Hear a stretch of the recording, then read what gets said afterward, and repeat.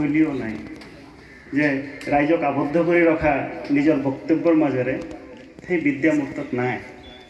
কিন্তু যিখিনি কথা দুই চাৰি কথা অন্তৰেৰে ক'ব বিচাৰোঁ ক'ব খোজোঁ সেইখিনি কওঁ আমি যেতিয়া আৰ্টিফিচিয়েল ইণ্টেলিজেন্স তাৰ আগতে মই এটা কথা কৈ ল'ব বিচাৰিছোঁ যিমান কেইজন আমি ইয়াত বহি আছোঁ সকলোৱে আমি এটা বস্তুৰ লগত পৰিচিত স্মাৰ্টফোন হয় সবৰে আছে বোধহয় স্মাৰ্টফোন সবৰে আছে আমাৰ তাত স্মাৰ্টফোন থকাৰ লগে লগে এটাৰ লগত আমি এতিয়া এডিক্ট হৈ গৈছোঁ গুগল হয়নে আছে সবৰে গুগল সবেই ইউজ কৰোঁ কেতিয়াবা আমি চিন্তা কৰোঁ নে গুগলে আমাক কিমান ধৰণে কি ধৰণে সহায় কৰে কিয় কৰে কেতিয়াবা আমি মনৰ মধ্যে জানো প্ৰশ্ন কৰোঁ যেতিয়া আমি গুগলত এটা প্ৰশ্ন আজিকালি ভইচ ৰেকৰ্ডিং সিস্টেম আহিছে ভইচ এনসাৰিং সিস্টেম আহিছে কিয় সম্ভৱ হৈছে কিমানজনে জেমিনিৰ নাম সুধিছে শুনিছেনে জেমিনি আৰু কিমানজন দুজনে হাত দাঙিলে এইফালে জেমিনি চাৰিজন জিনিৰ নাম কিমানজনে সুধিছে জেনি জেনিৰ নাম শুনিছেনে চ্যাটবট চ্যাট জিপিটি ইউজ কৰিছে জানো আমি কোনোবা ইউজ কৰি পাইছোনে জেনি জিপিটি চ্যাট জিপিটি আজিৰ বিষয়বস্তু ক'ব গ'লে সেইখিনিয়ে আলোচনাৰ বিষয়বস্তু বিভিন্ন কোম্পানীয়ে নিজৰ নিজৰ প্ৰডাক্টক বিভিন্ন ধৰণে নাম দিছে কিন্তু সবখিনি বস্তুৰে সাৰমৰ্ম এটাই মেকানিক্যাল ইন্টেলিজেন্স শব্দৰ নামটো ঘূৰাই দিছে তেওঁলোকে আৰ্টিফিচিয়েল ইন্টেলিজেন্স মানৱ সমাজৰ যেতিয়া জন্ম হয় বুদ্ধিৰ বিকাশ হয় তেতিয়া কোৱা হৈছিলে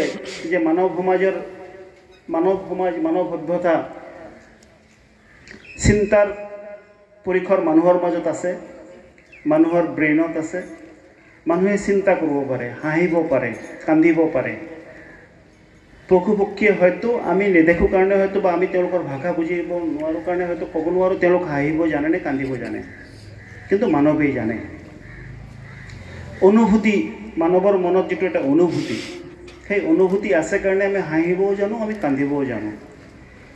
কিন্তু যতে মেচিন শব্দটো আহি গৈছে মেচিনত ইয়াত অনুভূতি শব্দটো নাই ইয়াত অনুভূতিৰ কোনো স্থান দিয়া হোৱা নাই বিজ্ঞানীসকলে চেষ্টা কৰি আছে ৰবট মানৱ অনুভূতিযুক্ত ৰবট বনাবলৈ চেষ্টা কৰি আছে এই যিখিনি ৰবটক চিন্তা কৰাৰ কাৰণে সুযোগ দিছে এই মোবাইলটো সৰু সৰু ৰবট এটা ইয়াত হাত ভৰি হয়তো নাই কিন্তু কিছু চিন্তা কৰাৰ কাৰণে ইয়াক শক্তি প্ৰদান কৰা হৈছে বেলেগে প্ৰদান কৰা নাই শক্তি আমি মানৱ সৃষ্ট মানৱ বিজ্ঞানীসকল যিকেইজন কম্পিউটাৰ সফটৱেৰ বনায় তেওঁলোকে ইয়াত কিছু সফটৱেৰ ডেভেলপ কৰিছে কৰি তাক চিন্তাৰ কৰিব পৰা ক্ষমতা দিছে গুগল যেনেকে ওয়ান টাইপ অফ লিমিটেড চিন্তাৰ এডিশন আছিলে গুগলে তাতকে আগবাঢ়ি গ'ল জেমিনিতকে আগবাঢ়ি গ'ল জেনিটো গুগলৰে এআই প্লেটফৰ্ম জেমিনিও গুগলৰে এআই প্লেটফৰ্ম মোবাইলত সবে জেমিনিক আমি ডাউনলোড কৰিব পাৰোঁ গুগল প্লেটফৰ্মতে জেমিনিৰে হয় ফ্ৰী হয় কিন্তু যেতিয়াই আমি জেনিক ডাউনলোড কৰিব যাম চাৰ্জেছৰ কথা আহি যায় ডেভেলপমেণ্ট ৰয়েলটি আৰ্টিফিচিয়েল আইপিআৰ ৰাইটৰ কথা আহি যায় সিমিলাৰ ধৰণে চ্যাটবট আমাৰ উকিল সমাজৰ জানো কিবা সহায় হ'ব আজিৰ যেটো প্ৰসংগ বিষয় ইম্পেক্ট অন লিগেল প্ৰফেশন কিছুদিন আগলৈকে যেতিয়ালৈকে গুগলত লিগেল ডাটা খুব বেছি নাছিলে 2 বছৰ 4 বছৰ 5 বছৰ আগত যেতিয়া গুগল ডাটা নাছিলে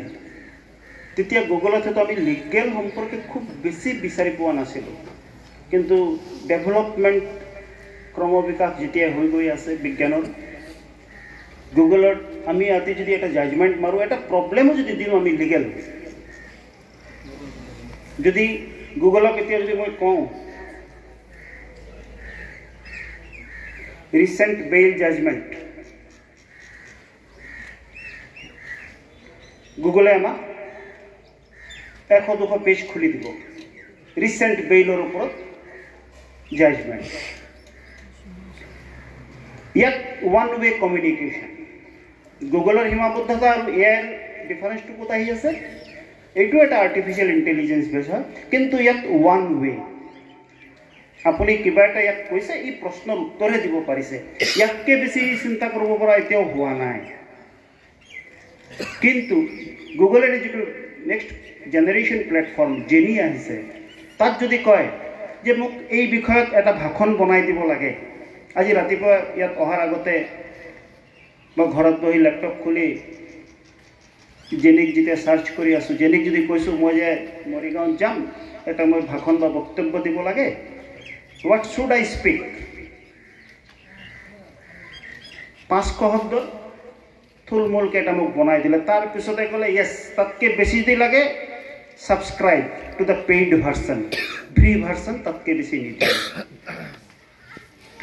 জেনি যিটো আৰ্টিফিচিয়েল ইণ্টেলিজেঞ্চ গুগলতকৈ 2 খোজ আগুৱাই গৈছে। আপুনি কি ধৰণে বিচাৰে সেই ধৰণে আপোনাক তেওঁ ডাটা দিব বিচাৰিব, তেওঁ নিজৰখিনি নিদিয়ে। গুগলৰ লগত সীমাবদ্ধতা হ'ল গুগলে নিজৰখিনি দিব বিচাৰিব। তেওঁৰ তাত যিমানখিনি ষ্ট'ৰ আছে সেই ষ্ট'ৰৰ পৰা আপোনাক যিখিনি প্ৰশ্ন কৰিছে, আপোনাৰ প্ৰশ্ন যদি সঠিক হৈছে সেই প্ৰশ্নৰ উত্তৰ আকাৰে চ'ৰ্চ দিব, আপোনাক পঢ়ি চাব পাৰে, নিজৰ পৰা সৃষ্টি কৰি নিদিয়ে। এআই ইণ্টেলিজেঞ্চটো হ'ল যে আপুনি 10টা শব্দ ক'ব, সি আপোনাক 1000টা শব্দ, যদি আপুনি বিচাৰে মোক 1000 শব্দৰ ভিতৰত ৰচনা এটা লিখি দিব লাগে, আপোনাক ৰচনা এটা লিখি দিব আপোনাৰ কাৰণে। আপুনি ফিডবেকখিনি সঠিকভাৱে দিব লাগিব। স্কুলত যেতিয়া আমি পঢ়োঁ যে 500 শব্দৰ ভিতৰত ৰচনা লিখক, 500 শব্দৰ ভিতৰত এটা গল্প লিখক, যিখিনি চেটবট জেনি যিমানখিনি এআই ইণ্টেলিজেঞ্চ আহিছে আজিকালি, তেওঁলোকে হয়তো আপোনাক 3-ৱে কমিউনিকেশ্যন, নট অনলি 2-ৱে কমিউনিকেশ্যন, আপোনাৰ পৰা শুনিছে, আপোনাক দিছে, লগতে আপোনাক পঢ়ি শুনাব পাৰে। নট অনলি ৰিডিং, তাত সুবিধাও আহিছে আপোনাক স্পিকিং, তেওঁ অৰেলি আপোনাক কৈ দিব পাৰিব। নৰ্মেলি ফৰ ভিজিবল ইম্পেয়াৰ্ড, যিকেইজনে হয়তো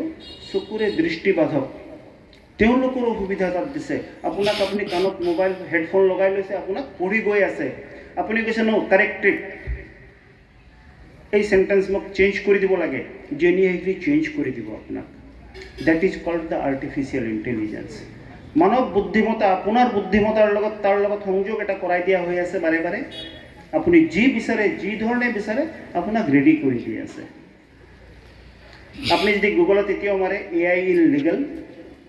আপোনাক 20টা হয়তো ছফ্টৱেৰ এতিয়াও দেখুৱাব আমি কেনেকৈ ইউজ কৰিম। পৰৱৰ্তীত মোৰ বন্ধুসকলেও ক'ব কথাখিনি। আমি যেনেকৈ এতিয়া মই কেছৰ সম্পৰ্কত আহোঁ, কমপ্লেইন পিটিশ্যন এখন টাইপ কৰিব লাগে বা বেইল পিটিশ্যন এখন টাইপ কৰিব লাগে। আমি নৰ্মেলি কি কৰি আছোঁ এতিয়া, হয়তো আমাৰ কম্পিউটাৰত আগৰ পৰা ছেভ কৰা আছে বা কোনোবা ছিনিয়ৰে আগত লিখিছে, যদি নিজে মই একো নাজানো, আজি কোনোবা নতুন লয়াৰ জাষ্ট আহি কোৰ্টত সোমাইছোঁ, তেওঁ এটা বেইল পিটিশ্যন লিখিব লাগে, তেওঁ হয়তো নাজানে কি লিখিব লাগে, ক'ৰ পৰা লিখিম, তেওঁ গুগলৰ সহায় ল'ব পাৰে। ড্ৰাফ্ট এভেইলেবল আজিকালি অনলাইন। নহয় মোক এইখিনি ফেক্টৰ ওপৰত লিখি দিব লাগে, কিছু সংখ্যক শব্দ হয়তো বেইল এপ্লিকেশ্যনখনে আপোনাক ছফ্টৱেৰে লিখি দিব। আপুনি বিচাৰিছে নহয় মোক 438ত লিখি দিব লাগে CRPC, নাও 482 BNSS, আধা অংশ ড্ৰাফ্ট কৰিব, কিন্তু তেওঁতো ফেক্ট নাজানে, আপুনি ফেক্টক ইনপুট দিব লাগিব। তাৰপিছত হ'লে কাৰেকশ্যন লাগে, সেই কাৰেকশ্যনখিনি দিব। বহুতখিনি কোম্পানী ছফ্টৱেৰ ডেভেলপাৰ আহিছে, তেওঁলোকে লিগেল ছফ্টৱেৰ ডেভেলপ কৰি আছে দিনে দিনে। প্ৰত্যেক সপ্তাহতে নতুন নতুন ছফ্টৱেৰ। এতিয়া মই হাইকোৰ্টত ৰেজিষ্ট্ৰাৰ জেনেৰেল থকা হিচাপে বহুত কোম্পানীৰ প্ৰপ'জেল আহে আমাৰ তাত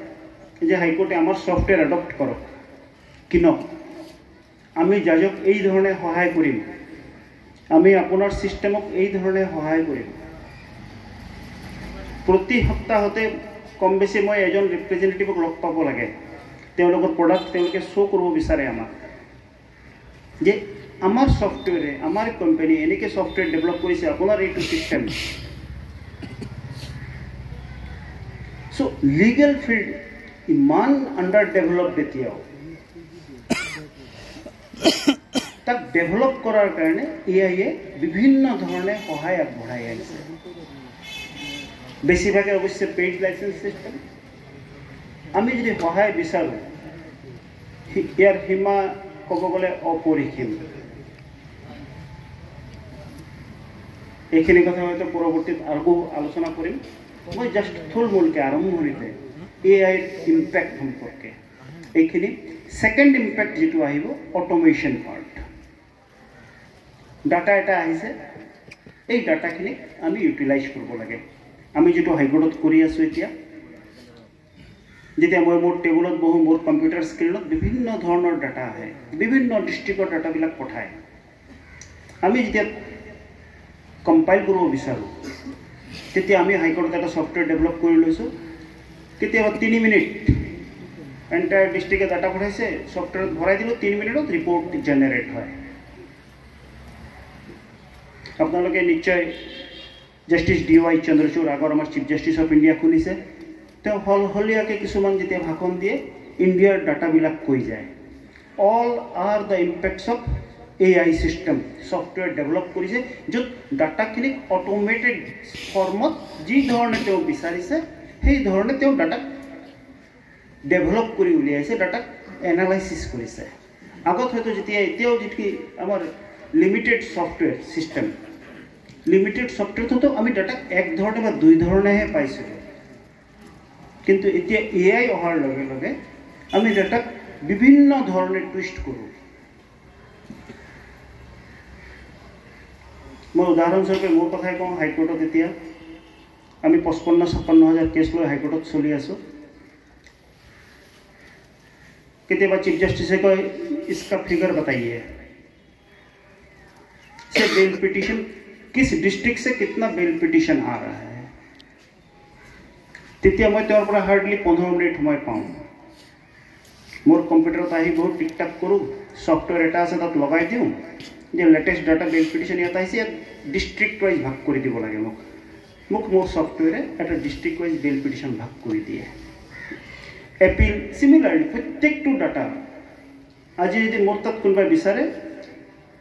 যে মৰিগাঁও ডিষ্ট্ৰিক্টৰ পৰা কিমানটা চাকৰি সংক্ৰান্তত কেছ হৈছে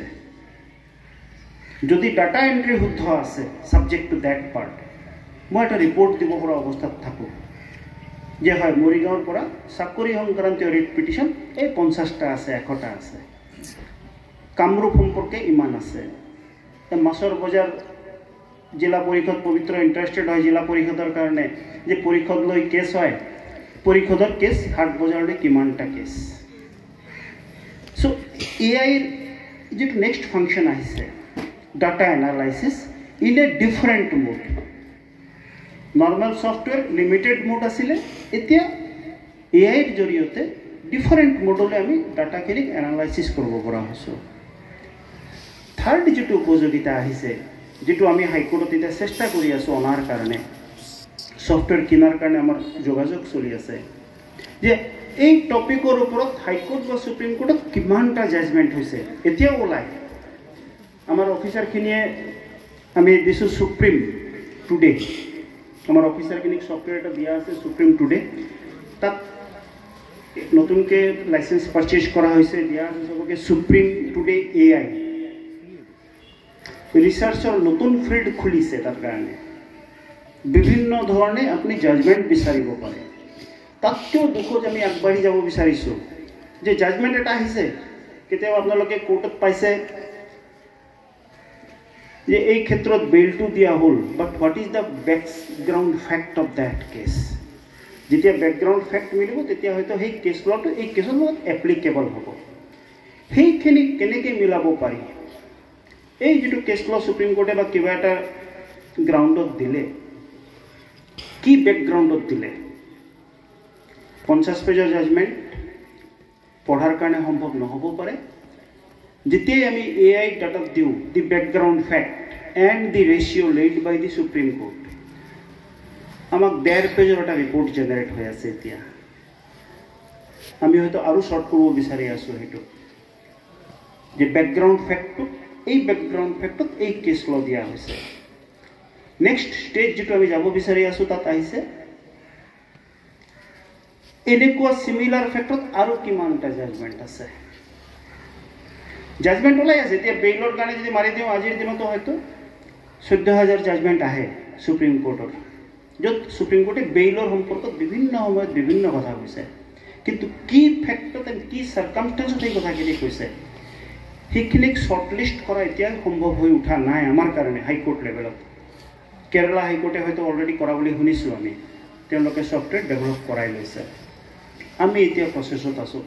সেই একেখিনি কাম আমাৰ সিনিয়ৰ এডভোকেটস তেওঁলোকে নিজৰ চেম্বাৰত এআইৰ জৰিয়তে কৰিব পাৰিব তাৰ কাৰণে এআইৰ জ্ঞান হোৱাটো দৰকাৰ উত্তৰ পাবলৈ আগতে আমি প্ৰশ্ন কৰিব শিকিব লাগিব এআইৰ সাকসেস তাতে হ'ব